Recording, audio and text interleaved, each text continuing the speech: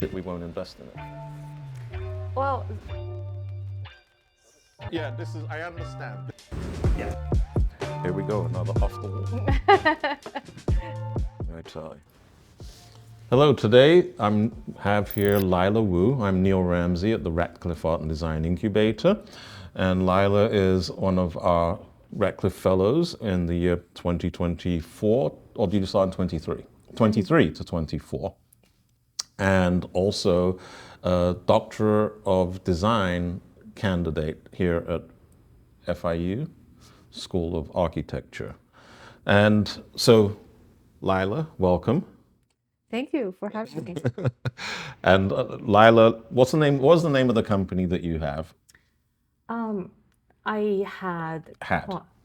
I haven't had quite a few companies before. Okay. I still have Lyla Wood Design, which is my personal design practice, and Uni, which is a material-driven, I would say, consulting company. Okay. And really just to highlight the point that Lyla is a serial entrepreneur.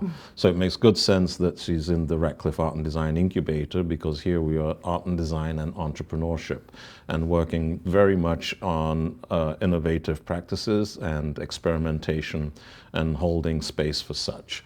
So Lyla, I will tell you, as we're sitting here, part of the star today is Cafecito, our coffee. Cheers, by the way. Cheers. I'm not sure if they do that, salute or whatever, but we're all about our coffee in Miami and many other places. And I do know one of your your passion is materials, circularity. Yes. I'll leave it at that. We recently had an off the wall with Bethany Edwards, who was on circularity as well. And our viewers can look at that and learn more about circularity. We're kind of continuing, as I said, these things, sustainability, circularity, environmental, it's not a one-off. Okay, so we have a lot of conversations. It's a continuum and a continuous improvement sort of approach and methodology. But Lyla, so you have a project here at the Ratcliffe Art and Design Incubator. I'm going to ask you to speak about that because that's a specific project that you're doing here. But before we even get to that, I witness and know coffee. We're a large, even economically, coffee is a actual commodity market. Coffee has its own economics of trade. Coffee supports, I don't know the actual numbers, and this is not really about the economics, but I'm introducing the fact that coffee is a major economic commodity in world trade. It is responsible for the livelihoods of well over 20 million, 25 million people on our planet. Most of the coffee that we consume in the industrial world is developed by the developing countries. So there is a great amount of historical, cultural, economic, political narratives and stories within the subject of coffee. Today, the subject of coffee is about coffee as a large consumption. I'm going to call it product, right? It's a product of massive consumption. When we're here in Miami, Florida, Cafecito goes with 305, right? So Miami and we don't produce coffee in Miami, by the way. We do have coffee plants and we have native coffee, but we're a large consumer. My point is, all this consumption, I'm looking at we got the manufacturing, the production. I'm looking squarely at the consumption. We drink a lot of coffee. In order to drink a lot of coffee, that means we buy a lot of coffee beans. Yeah. And in order to make a lot of coffee, that means we grind a lot of coffee. Yeah. Okay. I've talked and I've introduced this idea of coffee. Tell us how coffee is a commodity even after it's manufactured. I'm now talking about us as the consumer. You are working with coffee after I've used my coffee, correct? Okay. So as an economist, this is the premise, this is the idea of circularity.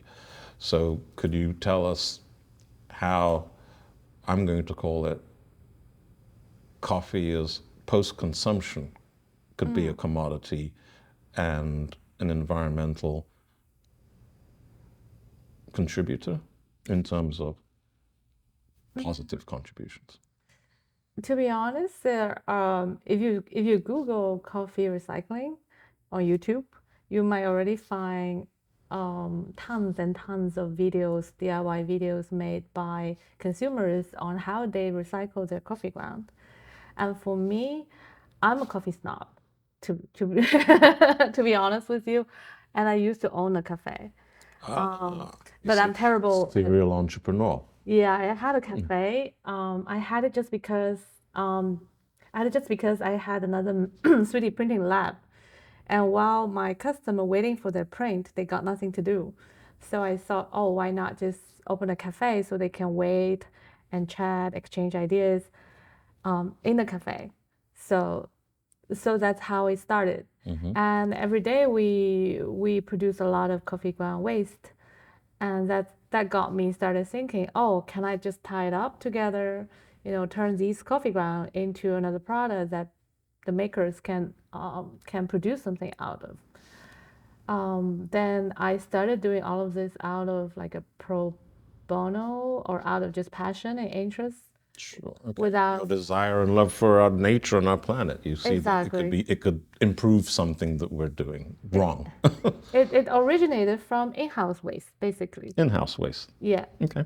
And as I started doing that, and more designers got interested in it. So we first started casting it with like plaster, concrete, resin. And then because we have the 3D printing facility just like it.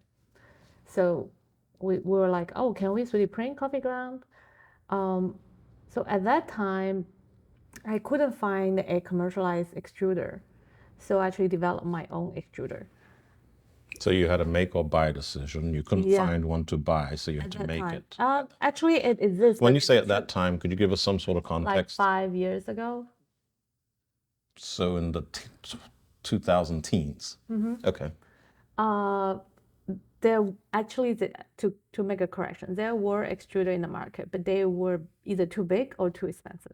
So, but for our non-technical audience, when you say an extruder, what I'm talking about coffee and coffee grounds. You're now talking about an extruder.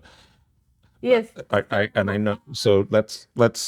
So when I first started, we did all sorts of casting, like to turn coffee ground into a pod, into a plate, into a cup, by casting, by combining coffee ground with plaster, concrete, or resin. Okay. So the idea is you are mixing coffee like an ingredient to other materials that are As a used. binder.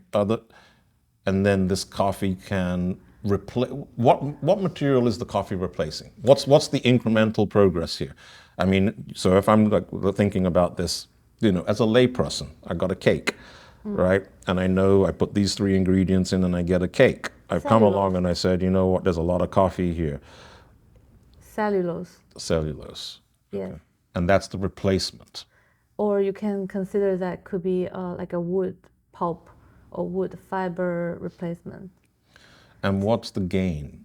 So what are we gaining? What are we removing? What's the gain? The gain is, first of all, you reduce wood fiber consumption.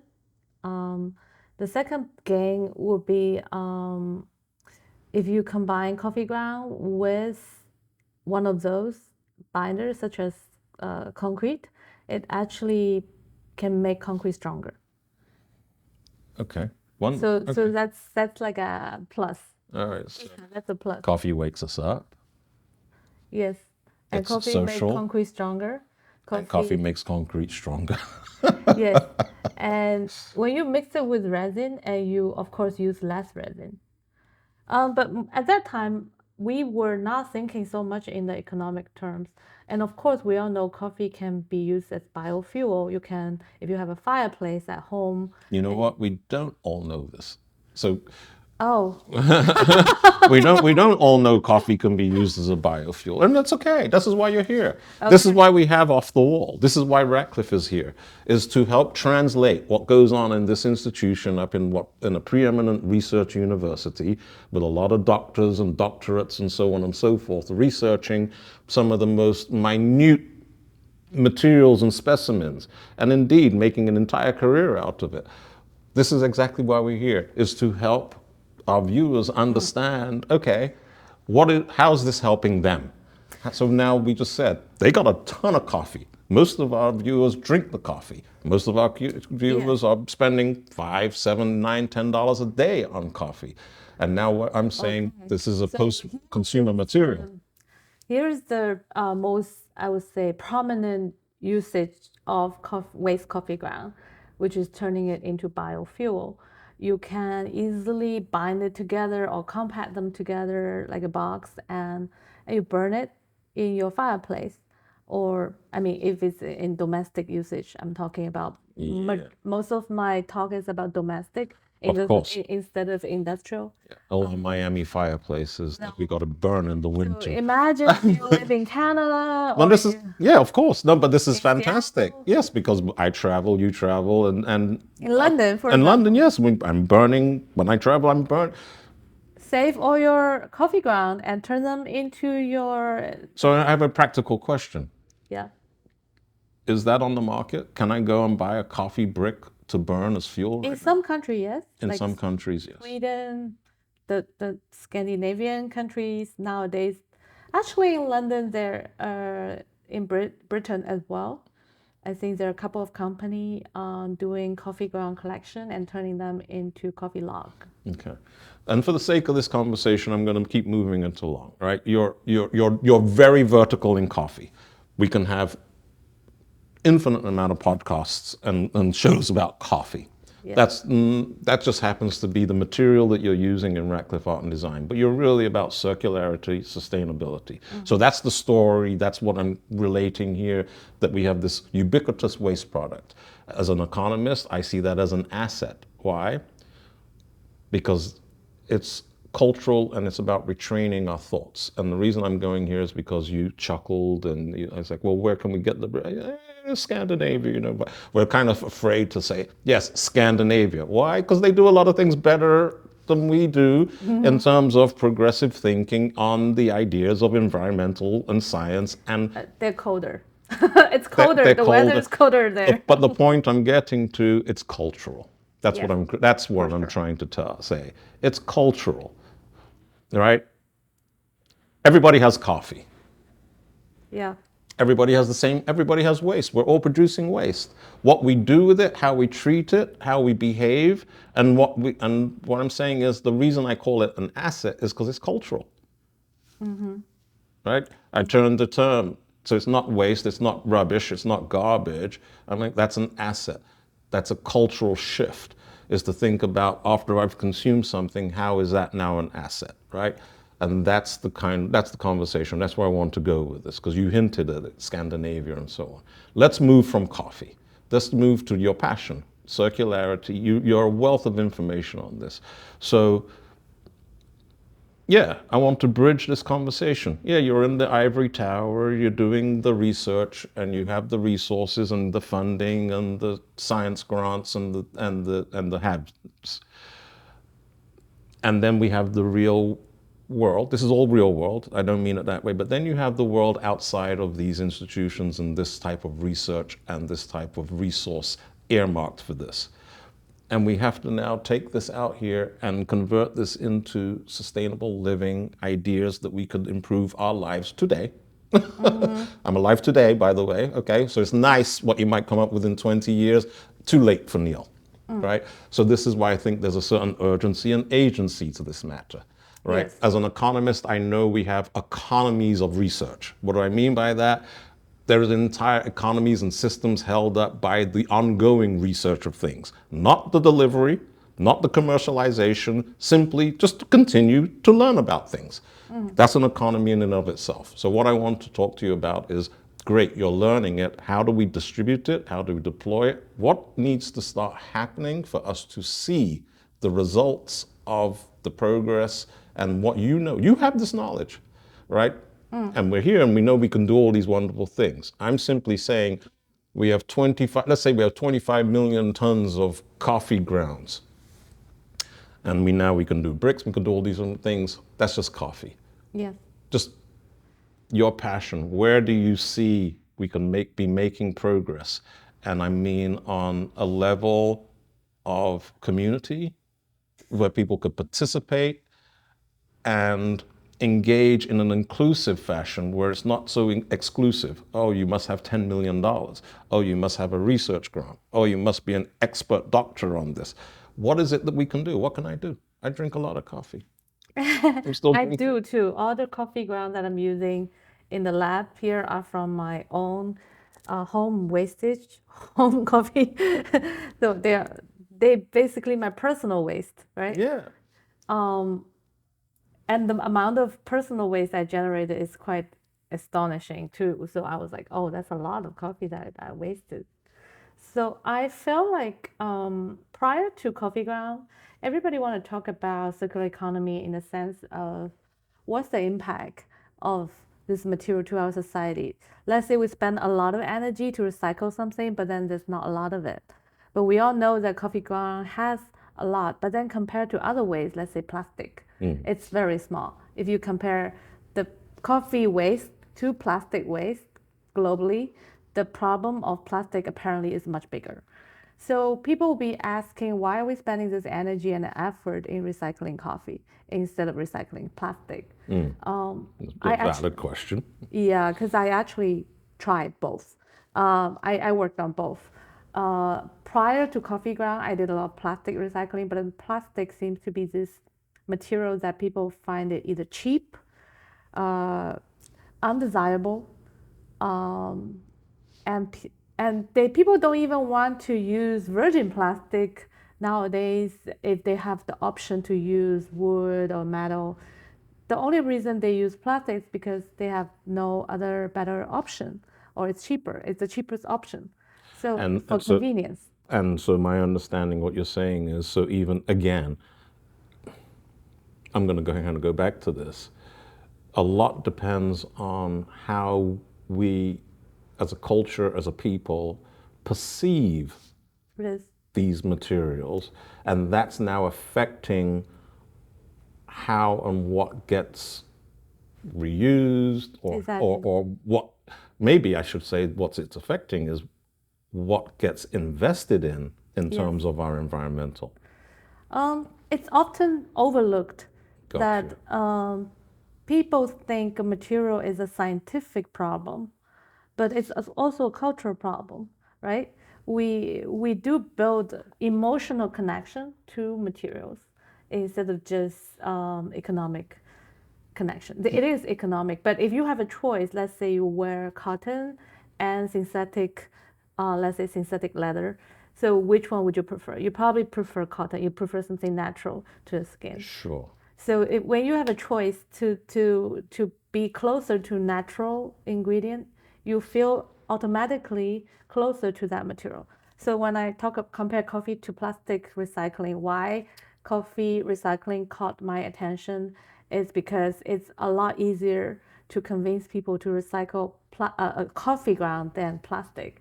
It's a lot It's easier to sell um, um, coffee material than plastic material. yeah. And for It's me, almost like we have empathy for coffee. exactly, we have natural love, and it just you have natural bonding with this material. This is an interesting, and I want to put a stake in here because this could be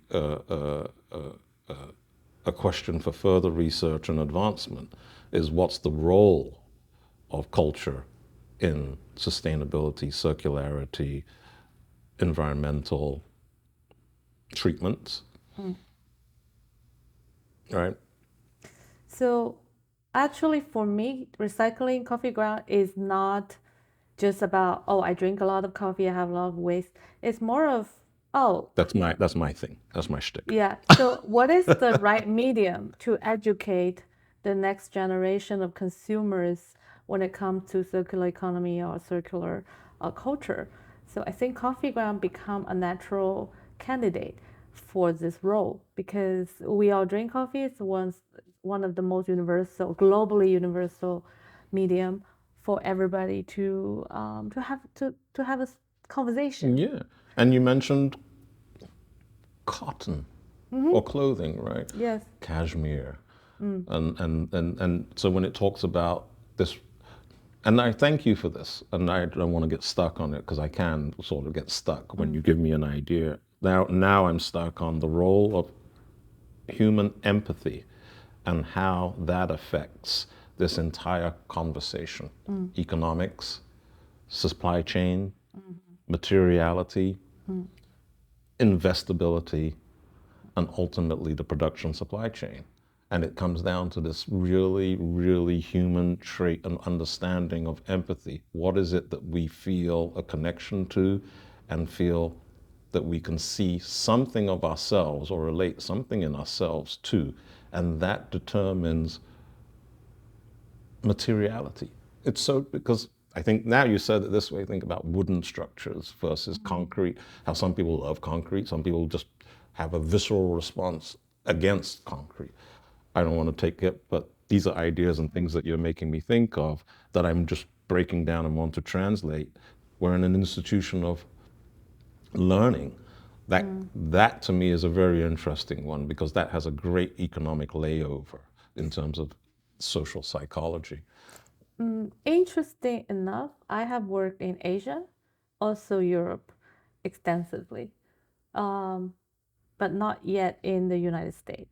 Um, and interesting enough, a lot of the supply chain are in Asia, I mean, China, India, Cambodia, Vietnam. And I happened to had the opportunity to visit a lot of those facilities. And they often use virgin material to produce most of the goods that we use here in the United States. And in Europe, there is a strong circular design or circular economy culture. They seem to have this kind of embedded in their mindset education. So you will see a lot of facilities as well as products that's being manufactured in EU that utilizing recycled material. But in United States, basically the culture is about it's consumerism. Um, I shouldn't say it that way, but it is consumerism. Well, Yeah. I know you shouldn't say it, and there's certain political correctness, and I have to address this, and that's why you might feel you shouldn't say. But the truth is, the United States of America and our economy is a consumption-based economy. Our gross domestic product, our GDP, 70% of our GDP and our national income is based on 70% of our American economy is based and is fueled by consumption. So we might not, it's one of those things when you look in the mirror and you hear it like that, you don't like hearing it, but that's the fact and it's the truth. Yeah. We're a consumption-based economy, so it's The okay. the recycling facilities are not yet completely built here. I mean, take Florida, for example. If you throw away your plastic waste, it will end up in a landfill because there is no state-owned facility and plants to recycle these materials. Even if you want to recycle them and separate them and throw them into the right dustbin, but they won't end up where you think it will. So that has a lot to do with the political system or the government, whether they want to recycle or not. So for me, if like I work in a lab in a university on a daily basis.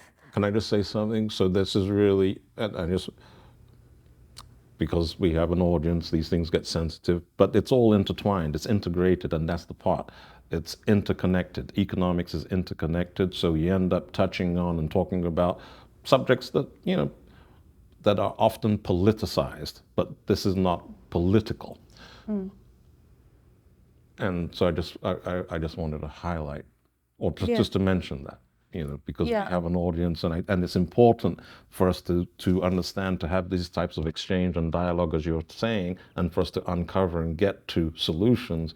We have to go through murky waters. We have to have exchange and dialogue in places where, admittedly, sometimes that dialogue is constrained, restricted, or attempted to be avoided for sensitivity issues. But I do see there is a huge opportunity that's currently being missed in the United States. I'm not saying, I know the government is trying to to bring the manufacturing back to the country, and it's not yet very successful. Not because the government is not trying hard enough, it's because the industry is not built in a day. And secondly, you do need to have enough skilled labor, not just facility, to have those industry back. But then when we're talking about a circular economy, I feel that is the opportunity in this country.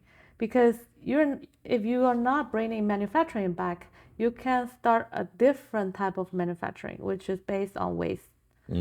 Because when you have the waste and you reconstruct a certain type of manufacturing based on waste material, that is something new. And that is something I think scientists, engineers, economists, and political scientists could look into. and that's the traditional role of us as a nation on the globe. We are an R&D nation. We're wealthy. We're Exactly. educated. We're massive consumers. We're great producers of waste. So it makes almost, I mean, I dare say it will almost be on brand for the U.S. to be the leader in Exactly. circular economy.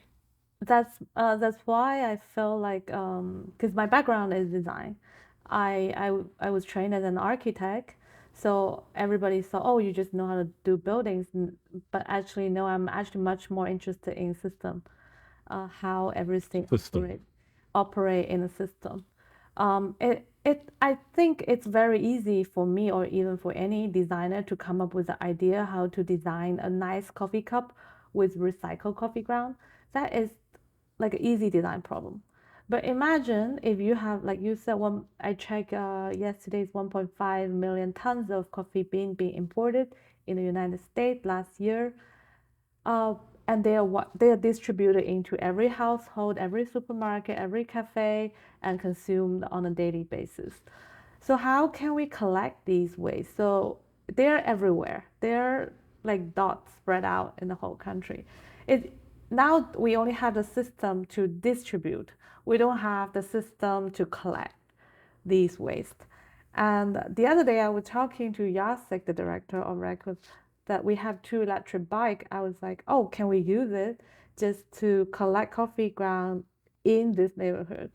Yeah, we have two two e-bikes Yes. at the Radcliffe Art and Design Incubator, thanks Yeah. to, So I made a quick calculation. yeah, Let's say I have not anybody, just me riding this electric bike for 8 hours a day. I can pretty much cover about 50 cafe in 8 hours a day. 15? 50, 50. 50? If I had to work very hard without lunch break. Without lunch break. Oh, that's okay. There's To there's max nothing out. there's nothing on the To labor laws that says that you have to have a lunch break in this state. So I would you say can 40 to 50, but it's very hard because you will have to know like the best time of the day to collect because it's yeah. going to have to be the end of the day kind of, and the frequency But you could collect 50, you can visit 50 cafes yeah, you can visit 50 on cafes our e-bike, on an electric bike yeah, but that doesn't per day. mean yeah per day. Um, so to be able to cover the whole Miami, you probably need 4 to 5 people doing that, full time, part time, in a week to collect like, I'm just assuming every cafe in Miami, and that let's say you pay the minimum wage to this person. What's the minimum wage? 4,000, 5,000? Oh, I don't know. I just play an economist on TV. Okay, But so you I'm paid a just minimum saying wage.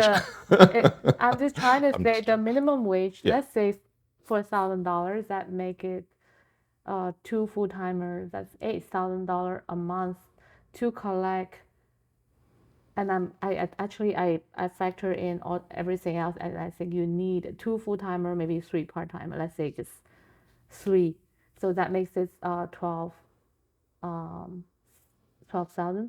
12,000 a month a month if you used a bike if and you you electric bike use the electric bike without fuel, right? to Without, visit on average 50 cafes a day to yeah, pick up the waste, two full-time, three part-time. so two FTEs, Yeah, right? yeah. Three part-time, and it will be about 12,000. So, okay, something, so that's the economics of it, right? Okay.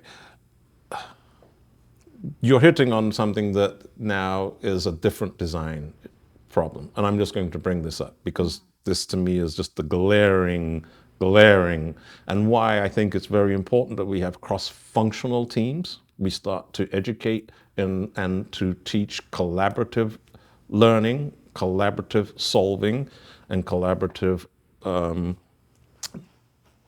well, and the reason I'm saying this, to me, this, you just hit the nail on the head. A lot of the economics and a lot of the issue that you are mentioning as to why we can't and why we don't invest is to do with logistics. Yes. We don't want to actually transport waste. It's expensive.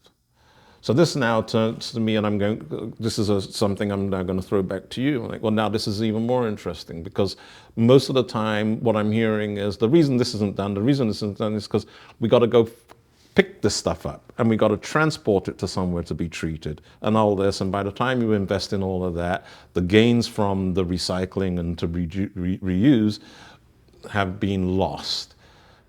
But now, what are designs or technologies? Why then, if we know the problem is moving things, how can we now make closed systems?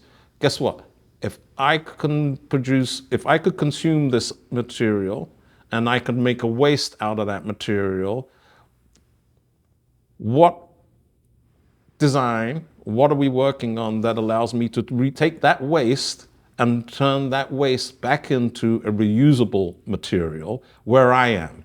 So instead of now saying, I got to take the waste and take it somewhere else, how can you help me figure out how to make it reusable? And then you now get just transporting an asset, which now economically solves the investment issue because we invest in transporting assets all day long.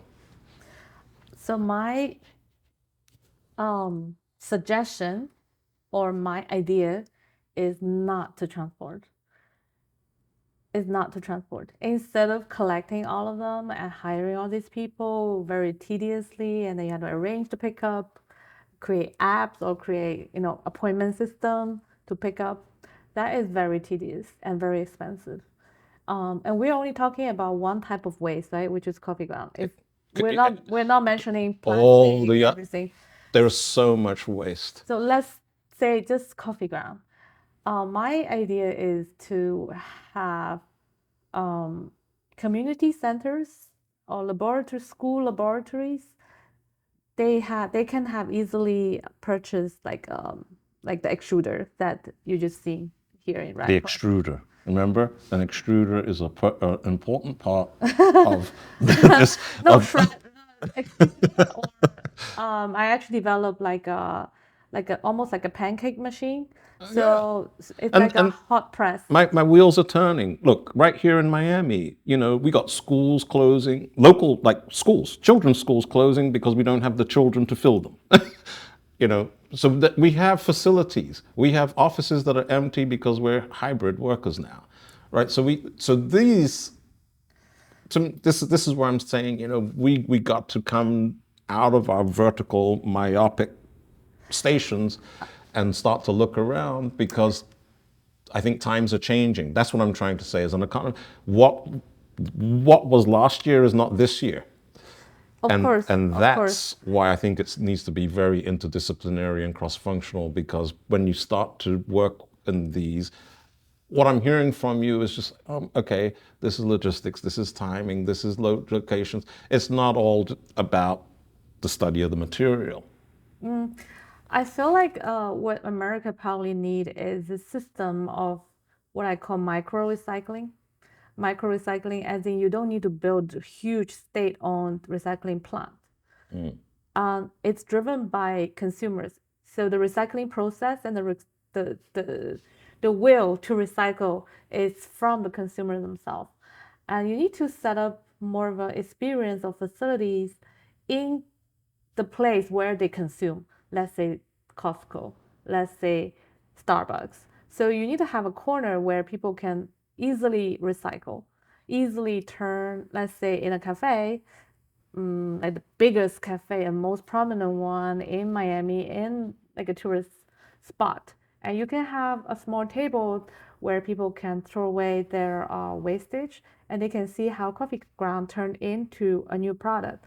And this experience is mesmerizing because I've done it already. Because I put a 3D printer, I put an extruder in a cafe, and I let it run for hours. The process is actually very slow compared to like large industrialized plant. Then where you see product get made like really quick. Okay. But for 3D printing, it's very slow And actually. that's also good. I think it's good because, we're not a shameless plug, but we're in a McDonald's society, right? Yes. Meaning, no, we've become very used in this parts of the world, not everywhere. This is just local to here, in parts of the world where everything is now. If Yeah. I think it, I should see it now. We operate on a quarter system of earnings. We operate on semesters. And you know this because you travel and you come and you worked in places like Asia. And I say this as an economist, not that there's a different timeline of thinking. And to me, circularity, sustainability, and environmental takes an adjustment of one's attitude about time and patience. So when you said it takes time or whatever, and the reason I'm stopping at this is because so much today is about, well, if it's not fast, we're not interested. If it's not going to jump out and I'm not going to see a spoon made of coffee in 10 seconds, I'm off.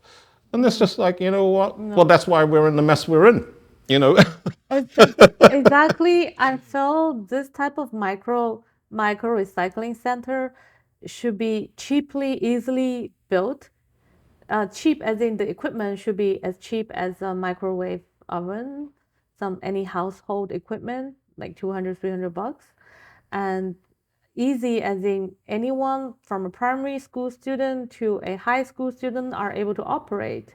So they shouldn't be like an elitist class game, and they shouldn't be something that you need a degree to operate on. And exactly. And yes, and we've come full circle because that's where I was starting, like I'm sitting here with all of this expertise and I want to point out, you're a practitioner. You're an academic but practitioner, serial entrepreneur. And so much of what I've heard about and from you is exemplary of that you look at the world pragmatically and you're solving and looking at first common sense ways to solve things, not looking for the most complicated way to solve things. And that's what I'm saying. I'm advocating for this hybrid where we got consumers and they are the participatory, they are help us design. And you know what? You have a house, your house can become a factory of reusable. It doesn't have to be the government. Why are we deferring this to governments and people? They don't know anything,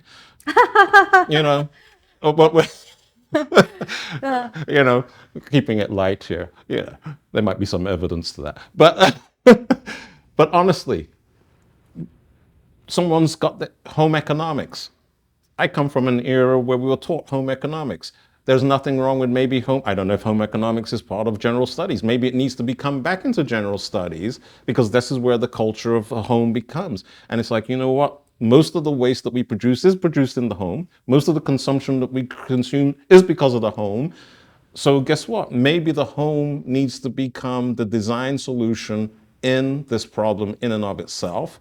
Yeah, And then if we have many, so instead of thinking about a recycling center, maybe we need to think of about having about 50 million recycling centers. that's the idea. And then the space between them becomes a lot shorter, and all the work Yeah. between it becomes a lot less mitigating. Sure, this is theoretical, a lot of work. But I just want to say, you're the one doing the work. You're the mind on this. Of course, there's still a lot of room for innovation. I'm not saying, oh, you can do it just tomorrow. First of all, you might need to develop equipment that's cheap enough and reliable enough that people can purchase or community are willing to purchase. And secondly, Isn't that what we call the pursuit of technology? exactly. All right, unless it's a cell phone. I just don't understand how those keep going up and up and up, and everything else seems to go lower and lower. Let's not go there. It's got nothing. It's got nothing to do with technology. Hint. Okay. And it's still a design problem because It's still a design problem. you want the product that people make or made out of recycled coffee ground are desirable. So this should give the stage to the designers. All right.